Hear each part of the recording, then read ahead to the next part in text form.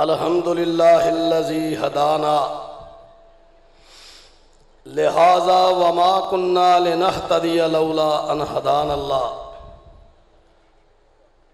اللہم صلی علی محمد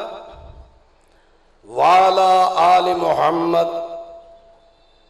وبارک وسلم اعوذ باللہ من الشیطان الرجیم بسم اللہ الرحمن الرحیم من یطع الرسول فقد اطاع اللہ۔ اللہ پاک کی حمد و ثنا کے بعد اور سرور کائنات علیہ الصلوۃ والسلام کے درود و سلام کے بعد میں آپ حضرات سے تمام آج کی کانفرنس میں تشریف لانے والے شرکاء بالعموم اور بالخصوص جو اسٹیج پر تشریف فرما ہیں علماء کرام، اور پھر اس کے بعد جو سٹی گجرانوالے کے امیر صاحب ہیں اور ناظم صاحب ہیں، وہ کسی تعارف کے یہاں محتاج نہیں ہیں۔ میں بحیثیت خادم مرکزی جمعیت اہل حدیث صوبہ پنجاب آپ کا اور ان کا سب کا مشکور ہوں کہ آپ نے ہمیشہ مسلسل اور پراپر دل کھول کر اپنی جماعتی اور تنظیمی زندگی کا ثبوت دیا۔ یہ وہ حقیقت ہے جو چھپائی نہیں جا سکتی۔ اگر کوئی چھپانا چاہے بھی تو یہ ہو نہیں سکتا۔ اس کی وجہ یہ ہے کہ آفتاب آمد دلیل آفتاب، جب سورج طلوع ہوتا ہے تو اس کی طلوع ہونے پر اور اس کے بارے میں دلیل دینا کہ یہ طلوع ہو رہا ہے، تو یہ ایک نہایت کم عقلی ہے۔ حضرات، جماعتی زندگی کے لیے کچھ اصول و ضوابط ہوتے ہیں، اگر وہ رونما نہ ہو تو یہ باتوں سے جمع تفریق کرنا چیمانہ دار، یہ ہو نہیں سکتا۔ وہ کیا ہے؟ اس میں کوئی شک نہیں ہے کہ میرے سینئر نائب ناظم اعلیٰ مرکزی جمعیت اہل حدیث پاکستان مولانا محمد نعیم بٹ صاحب میرا جن کے ساتھ اور جن کا میرے ساتھ مسلسل اور پراپر 35 برس سفر ہوئے ہیں، اور اس ملک کا بائی روڈ کوئی ایسا شہر، کوئی ایسی تحصیل نہیں ہے جن میں ہم کوئی 20 مرتبہ نہ گئے ہوں گے، وہاں نہیں پہنچے ہوں گے۔ تو وہ فرمایا کرتے تھے کہ یہ مسلک اہل حدیث وہ مسلک ہے جو زمین پر نہیں بنا، آسمان پہ بنا ہے۔ تو حضرات،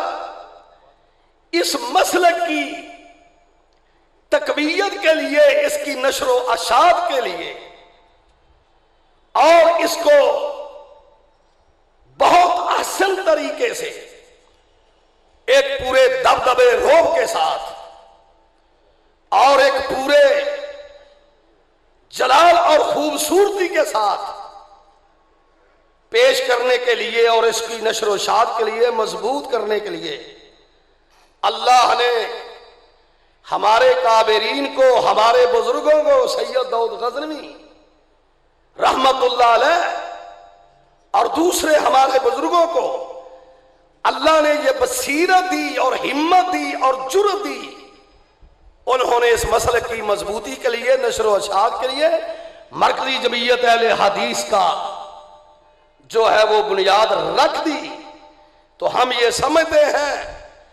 کہ مسلک اہل حدیث کی خدمت، اس کی نشر و اشاعت، اس کو گلی اور کوچہ میں پہنچانا اور اس ملک کے کونے کونے میں پہنچانا اور اپنے اہداف کو مکمل کرنا۔ وہ اہداف کیا ہے؟ پہلے نمبر پہ ہے عقیدہ توحید، عقیدہ ختم نبوت۔ تیسرے نمبر پہ ہے جناب یوم البعث وفی الآخرۃ ہم یوقنون۔ چوتھے نمبر پہ ہے ملک پاکستان کا استحکام، وطن عزیز کا استحکام۔ جو باطل قوتیں ہیں ملک پاکستان کو مٹانے والی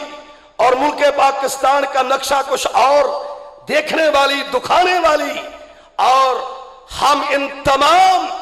قوتوں کا مرکزی جمعیت اہل حدیث پاکستان کی صورت میں مقابلہ کر کے رہیں گے۔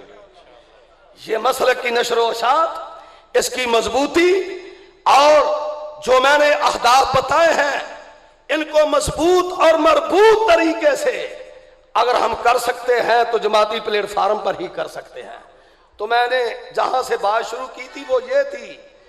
کہ باتوں سے جمع تفریق کرنے سے نہیں ہے، کچھ طریقہ کار ہوتا ہے جماعتی اظہار کا۔ ایک تو یہ ہے کہ اگر مرکزی جمعیت اہل حدیث کے ساتھ منسلک ہے، جماعت کی محبت ہے، جماعت کی عقیدت ہے، جماعت سے مخلص ہے، ایک خطیب یا ورکر یا کارکن یا کوئی مخیر حضرات یا کوئی بھی، تو جناب علی اس کا ورک ہونا چاہیے لیکن جماعت کی پالیسی کے مطابق ہونا چاہیے۔ ورک تو سارے کرتے ہیں، ورک تو کرتے ہیں، لیکن اس ورک کا کیا فائدہ جو جماعت کی پالیسی اور جماعت کے امیر اور ناظم کے برعکس جو معاملات کو چلایا جائے۔ ایک تو تعلق یہ ہے اگر اس کا ورک، اس کی محنت، اس کی کاوشیں جماعت کی پالیسی کے مطابق ہیں تو ایک تعلق یہ ہے، اگر ہے تو تعلق ہے، اگر نہیں تو تعلق نہیں ہے۔ اور نمبر 2 کہ جناب جانی اور مالی قربانی دینا، یہ ہے تعلق۔ اگر اخلاص ہے، اگر محبت ہے، کیا ہم اپنے ابو ہریرہ ٹرسٹ کو چلا سکتے ہیں لاہور میں؟ ابو ہریرہ ٹرسٹ کے لیے لاکھوں اور کروڑوں روپیہ صرف ہو سکتا ہے اور اس کے لیے یونس آزاد سب کچھ کر سکتا ہے، لیکن جب جماعت کا مسئلہ آئے، مرکزی جمعیت اہل حدیث پاکستان کا، تو اس کے لیے میرے پاس کوئی پیسہ نہ ہو تو میں سمجھتا ہوں اس سے جھوٹی بات اور نہیں ہے کوئی۔ تو حضرات محترم، یہ ہے کہ اگر تعلق ہے تو فرق ہو جماعت کی پالیسی کے مطابق اور جماعت کے امیر کے حکم کے مطابق، اور پھر اس کے لیے جان اور مال حتی الوسع، اس کے لیے محنت ہو، کوشش ہو، جیسے آج آپ اس سے پہلے بھی دیکھ رہے ہیں اور آج بھی انہوں نے 17 لاکھ روپیہ پیش کیا ہے۔ میں آپ کو یہ بتاؤں کہ اس لفافے میں اتنے پیسے تھے، یہ نہیں ہے، وہ کسی حکمت عملی کی وجہ سے نہیں بتا رہے تھے۔ تو حضرات جن جن کے بارے میں اپنا پروفیسر صاحب نے یا ابرار ظاہر صاحب نے اظہار کیا ہے، پیغام ٹی وی کو اتنا دیا ہے یا مرکزی جمعیت کو اتنا دیا ہے، کرونا کے دور میں اتنا دیا ہے، میں اس کی دو ٹوک تصدیق کرتا ہوں، اس میں کسی حرف میں فرق نہیں ہے۔ اور دوسری بات یہ ہے، میں یہ آپ کو بات بتاؤں، جو آخری بات یہ ہے کہ اللہ کے فضل و کرم سے ہاں مرکزی جمعیت اہل حدیث پاکستان اور صوبہ پنجاب بالخصوص جس جوش سے، جس طریقہ کار سے فنڈ جمع ہو رہا ہے اور سیلاب کے لیے ایک ایک چیز کا آڈٹ ہو رہا ہے، انشاءاللہ 106 راوی روڈ میں نے فارم مرکزی جمعیت اہل حدیث لی عمرہ ناظمین کے لیے الگ ایشو کر دیے ہیں، اور میں نے ٹرسٹ اور انفرادی طور پر جو فارم الگ ایشو کر دیے ہیں، پورے صوبے سے، چونکہ میرا صوبے کے ساتھ تعلق ہے، پورے صوبے سے، ہر ضلع سے جتنی رقم آ رہی ہیں، جہاں جہاں جا رہی ہیں، جتنا سامان جا رہا ہے، ایک ایک چیز کا آڈٹ ہو کر اس وبا کے بعد انشاءاللہ ضلعی امراء ناظمین کے پاس پہنچے گا، اور 106 راوی روڈ میں اس کی در و دیوار شروع میں سٹار میں اس کے دروازے کے اوپر لگا ہوگا کہ کس ضلع نے کتنا کیا اور کس امیر اور ناظم نے اس درد کو کتنا محسوس کیا اور کس ٹرسٹ نے کتنا کیا، انفرادی طور پر کیسے ہوا، پھر وہاں لکھا ہوگا کہ کس کس ضلع میں اتنا گیا،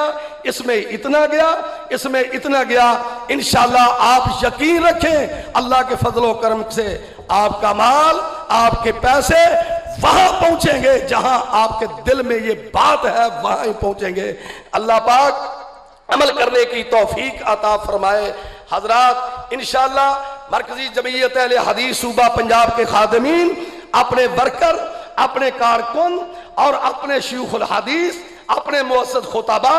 اپنے مؤسس علماء اور اپنے مؤسس مخیرین حضرات کے ساتھ انشاءاللہ اسر یسر میں ساتھ کھڑے ہیں۔ جب چاہیں،